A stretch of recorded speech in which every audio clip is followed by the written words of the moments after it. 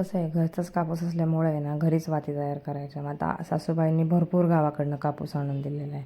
मग विकतच्या वातीपेक्षा मी घरीच असे वाती तयार करून दिव्याला तयार करत असते.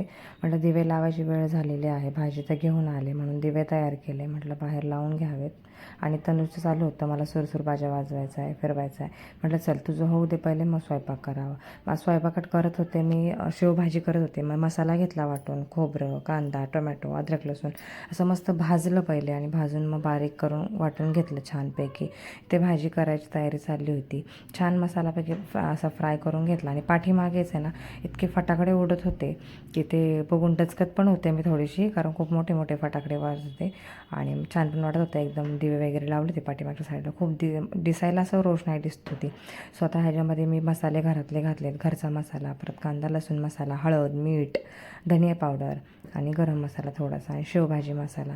सो एवढं घातलं आणि मस्त त्याला तेल सुटेपर्यंत मसाल्याला फ्राय करून घेतला. आणि मसाला भाजूनच घेतलेला होता आधी, त्याच्यामुळे काय टेन्शन नव्हतं.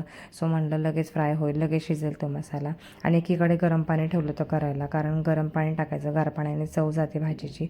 सो गरम पाणी एकीकडे ठेवलं होतं, उकळून घेतलं होतं पाणी आणि त्याच्यामध्ये ते सोडून दिलं. छानपैकी तर्री पण आली भाजीला. आणि नंतर गरमागरम भाजीसोबत वरून असं शेव टाकून घ्यायचं. त्याच संग लगेच भाकऱ्या घेतलं थापायला, आहोंच्या आणि माझ्या. आहो तर उशिराच येणार होते, मग मला म्हटले करून ठेव भाकरी वगैरे. आणि अरे मला भाकरी येते नाहीतर वाटत भाकरी येत नाही. भाकरी येते, छान टम्म पण फुगते. पहिले येत नव्हती पण शिकले आता भाकरी मी. आता म्हणजे झाले 3-3.5 वर्ष शिकून भाकरीला. तसं लग्न झाले 4 वर्ष तशी भाकरी शिकले. आणि हे काही लक्ष्मीपूजनचा व्हिडिओ आहे, थोडासा अंधूक आलेला आहे पण खूप छान झाला होता, सो शेअर केला. थँक्यू.